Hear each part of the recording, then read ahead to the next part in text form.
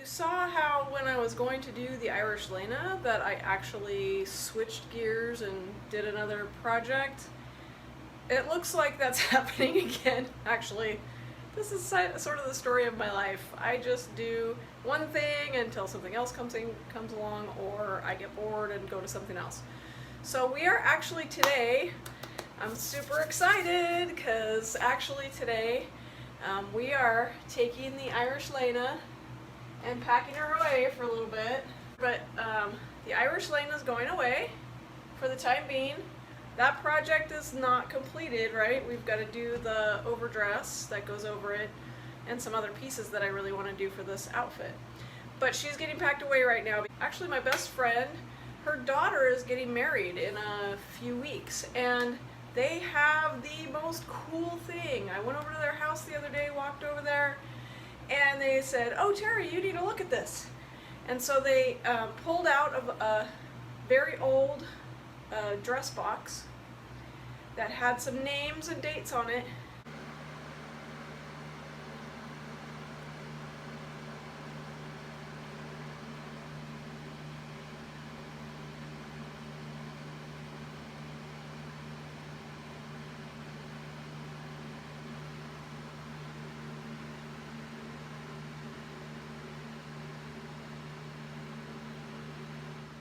It's about 100, I think it's about 100 years old, give or take a decade or two, overdress that my best friend actually wore 20 years ago for her wedding. So it had actually been used like 5 different times for 5 different people in their family. And they want to do a little bit of, they want to make an underdress for this overdress. But we're going to use my fancy schmancy new dress form. I know it's not the highest end model, but it does adjust, hopefully. Haven't figured out how to do that yet. But we're going to use the dress form to do a little bit of draping and create an underdress. And she's got one, but it's not quite the style that she would like. And I was noticing that the lines didn't really kind of match up with the lines of the overdress. So we're going to work on that today. Paxton's going to come over, bless her heart, and we're going to work on doing her wedding dress. We are not going to make any drastic changes or anything to the overdress. It's just too old and too fragile, though it is in fabulous condition because basically they packed it away between these wearings. But I just don't want to risk doing something bad to that 100-year-old fabric. So we are going to do some repairs on that. But basically we're going to use that to design the underdress that goes underneath it. I'm not sure exactly what it's going to take because I was only able to look at it for a few minutes the other day. But yeah, I get to work on real antique clothing for the first time ever. Well, I mean, that old anyway.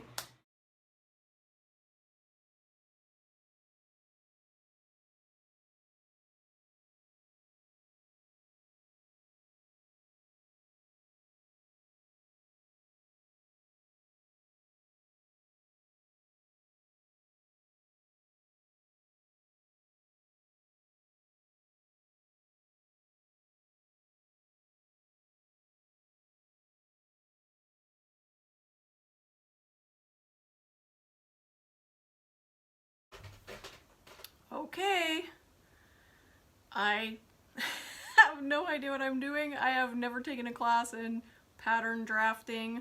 All I've actually done ever is watch some videos by Abby Cox and Bernadette Benner on how they kind of draped stuff and made a pattern out of it. And maybe some other wonderful folks that are on YouTube. But because I did that, because I watched those guys, I kind of got an idea of how to actually go about doing this. And I hope that I'm not way off, but we're going to do a mock-up, so we'll figure it out. We'll find out. Paxton, bless her heart, was super patient, but today she called me a little bit later and said she wanted to go to town and go, town for us is like 2 hours away. She wanted to go to town and go shopping for fabric, and I said I'm not quite to that point yet, but if you want to go look, that's fine. So they went to go look for for some fabric. I took a bunch of little pieces of some flannel that I had laying around that would stick kind of to the dress form, and I kind of marked specific points on the dress form where, for example, seams on the original overdress come together, lines, you know, imaginary lines where the edges are. I didn't pin anything into the original dress, I just pinned into the dress form itself and did little marks. And then I took that dress off the dress form very carefully and put it away.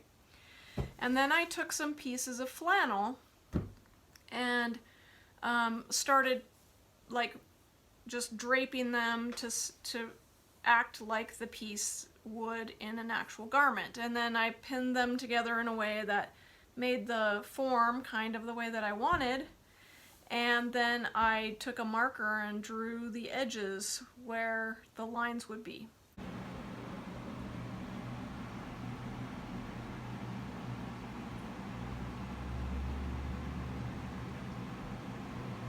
And then I cut all that apart, cut all those pieces apart.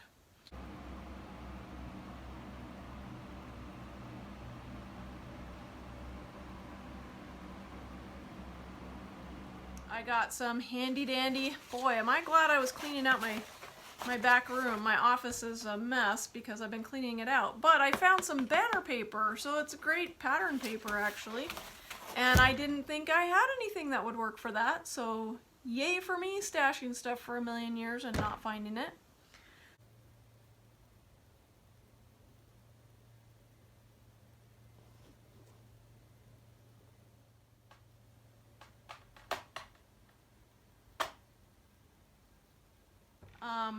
I then took the fabric, the flannel patterns that are very kind of roughly sketched out. I put them down on the paper, and in other exciting news, we got better internet service, so hopefully it won't take like 2 days to upload these videos anymore. Yay!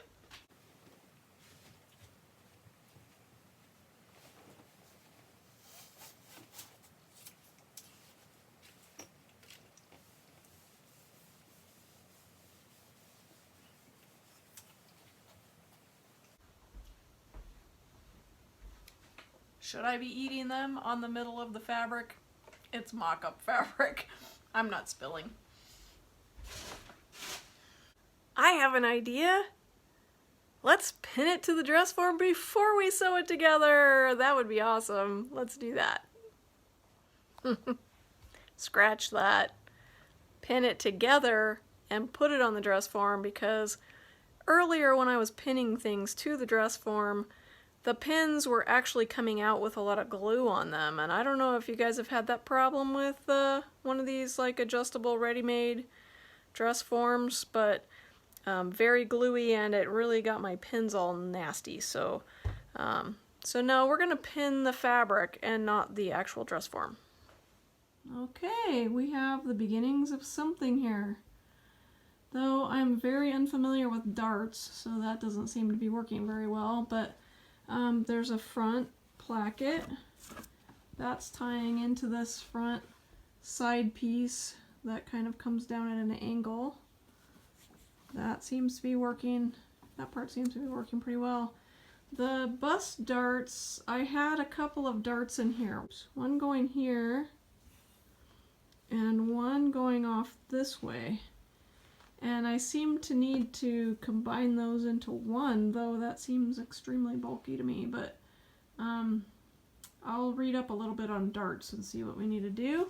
I'll work a little bit with the bust line and see if I can fix that, but other than that, I'm so proud of myself. I actually draped some pattern. What's up with that? Okay, we have mock-up Mark II. Mark II? Mark III? I don't know. There were several. There were several versions so far. So this one, I thought there was something weird about how tight it was fitting. And then I went back and looked at my notes on the pattern piece that I had luckily written down and said add seam allowance, which I didn't do on that one. So that one is history. It was close, but just no cigar. So we're gonna try this new one, which hopefully corrected a little bit of placement of the darts, a little bit of that problem with the backs being too small. And oh my goodness, we're getting there, guys. We're getting there. Alrighty then. I think we have liftoff. We have, after multiple drafts, I think probably 6 or 7 different drafts of the pattern, because I don't know what I'm doing and I'm starting from scratch. But I think we have an actual pattern that we can use for the bodice. It starts a little high in the front, it goes back. It doesn't go severely back, but it goes downhill a little bit right here.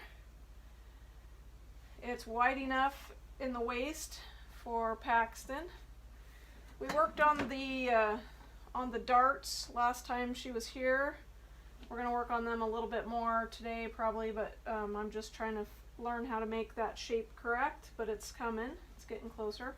I think I actually did this 2 different ways to see which one would work better, but it's actually fitting. It's coming up to the right place here. When I hold up the original dress, I know you're all going to freak out because there's pins, but there's only pins in the back.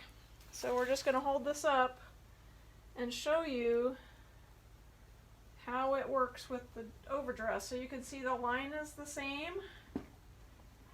The neckline is the same. It kind of mimics the waistline. It gives a nice little repeat for a little emphasis of this line. I think it's gonna work great! Yay! Paxton's coming over to try it on. We'll do the little bits of fitting that are left to do, but I think we're very, very close now to recreating an underdress for this beautiful dress. So even though I really am not the greatest fan of unboxing videos, I have to show you what I got because it was a rather miraculous thing that happened. So I went to the store today because to the quilting stores, that's the only sewing store we have in town. Went to the quilting store looking for a pair of scissors and a pressing ham, you know, the little thing that you press onto. It looks like a ham, which is why they call it that. And they didn't have a ham, and I asked them if they knew where I could get one, and they said, oh, why don't you run over to the senior center and see if they have one, because sometimes there's, you know, sewers who pass away and their kids give them all their stuff. And so you will not believe what actually happened. I went to the senior center, and sitting right there in plain view was a ham. Da, da, da, da, da, da, da, da, da. Hooray for the ham! So I actually was looking for one online because I didn't have time to make one, and I've really actually needed one with this project, and here it is. Perfectly wonderful ham. Very awesome. These have been running, or in the neighborhood of $40 I think, or better, online to buy new. And guess what I got it for? 50 cents! Woohoo! So item number 2,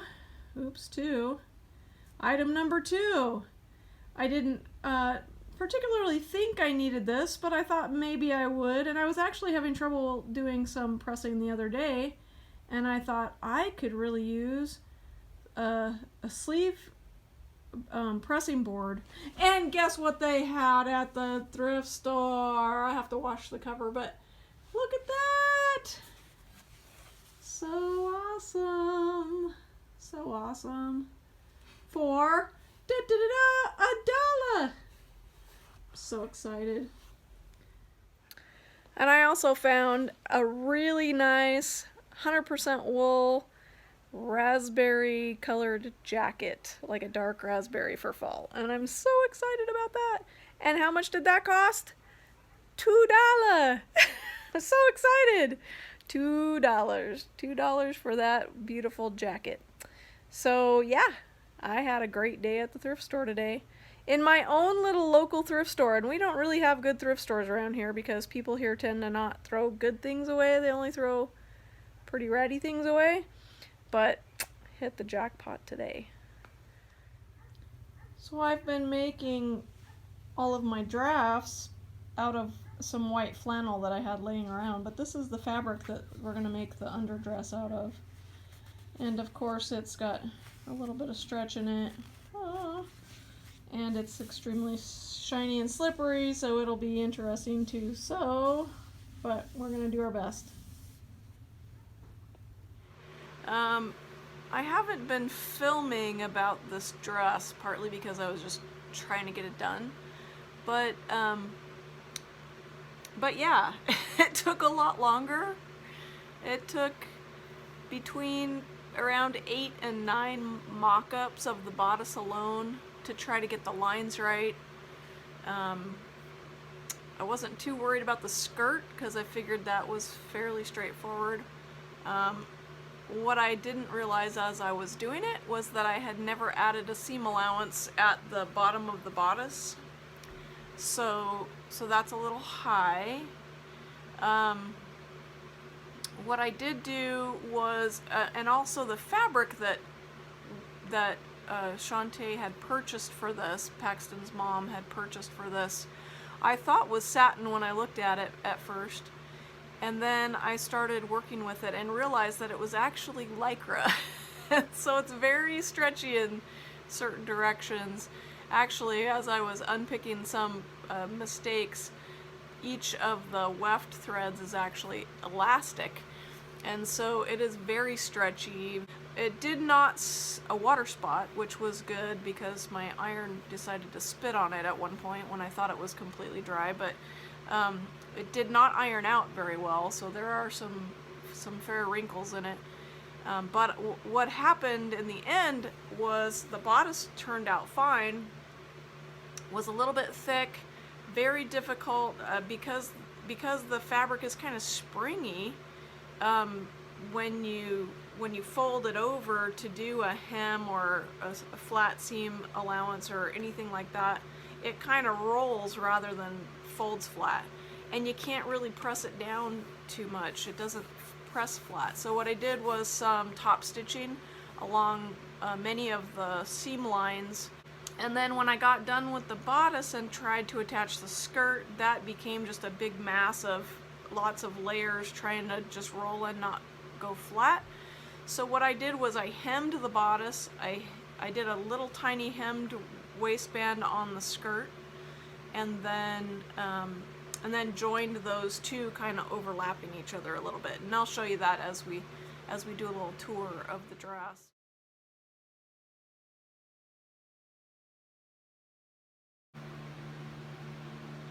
Okay, I'm hoping this shows up well, but do you see the little bit of sparkly shiny coming through underneath? That's a function of the shininess of the Lycra. So I don't know if I would have liked it better had it been satin. I thought it was satin when I first was looking at that fabric, and it was a little tricky to work with, this Lycra, but actually I think it turned out pretty good. Definitely shows off the lace better than the previous version. You can see here is that the waistband is just a little bit too high. So the waistband is here, and then there's a little bit of gathering here, but actually I think what that does is kind of make the skirt poof out a little bit better in the front. So, and a secondary kind of goal I had for this underdress was that Paxton could wear it other places. It's a little bit shiny for that, and it's white, so I don't know where else she would wear it necessarily, but it was a thought. So here is the completed underdress, everything but the hem. So goal number one was to kind of copy the line of the original dress in the front panel. And so that's why this seam is here. And as you can see, as I said before, I had to kind of top stitch this down in order to make that not just roll instead of lay flat. And you can see a little bit of the rolling here in the darts because I did not top stitch those. See how that's kind of poking out there? And there is a lining here, so but when it's on her, it'll stretch enough that it'll be fine. And then here are the pleats rather than gathers. And then I actually created this, as I said before, I tried to attach the skirt directly to the bodice between the layers, but what I actually had to do was hem the bottom of the bodice and then do a little waistband on this and then overlap them, and it's just held on with a line of stitching, and that way if she wants to take it apart later and do the skirt and bodice separate, she can. I don't know that she'll want to do that, but I just love the way that these pleats kind of poof the fabric out of the original overdress. My original pattern had this line coming down quite a ways in the back, and that actually would have been better, but I'm not sure where that got lost along the way. But this isn't laying perfectly flat. I haven't actually pressed this because I'm not sure how to do it and actually make it work. So some things that I would have done differently about this underdress, I don't know. It's new. It's a new activity for me. I haven't done a lot of sewing. I have definitely not done any sewing with like fancy, especially lycra kinds of fabric. I haven't ever really worked with satin even at all. But so what I would do differently, the choices about the sloping of the waist, that would have been totally not a thing if I had had the photo of the picture of the lady in the first place, the original wearer of this overdress.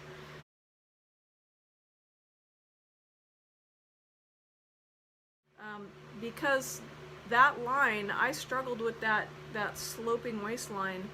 I just went over and over again trying to make that right. And one of the reasons I did so many mock-ups, I did probably 8 or 9 mock-ups, and I did that many because I was trying to get that line right. But that sloping waistline was a challenge, and it ended up disappearing anyway. So I would definitely do a little more work on the waistline.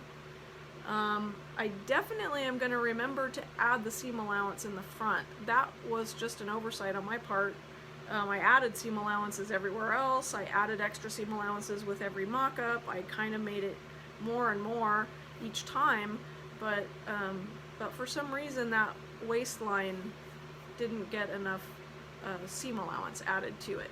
And I think part of that is the dress form wasn't quite the right size, but and then it's kind of awkward with the distances on a real person. I'm going to do some padding. For my own projects, I'm going to actually pad up my dress form so that where the waist is right in relationship to the back of the neck and all those kinds of measurements that it's kind of set for. And I couldn't figure out how to adjust those particular measurements. Never used a dress form before. So first, never used a dress form, never had a dress form, never used a dress form before. Never draped a pattern before, never tried to create a pattern from scratch before. Never made a mock-up before, always followed a commercial pattern, never done that kind of waist connection at all, ever. That was something I just learned about recently, so that was something that was different than before. I don't know that I'd ever really work with lycra again, though I did kind of learn how.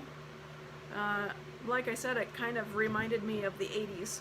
And I thought, well, gee, if I was sewing, you know, spandex workout clothes in the 80s, I would now know how to do that better.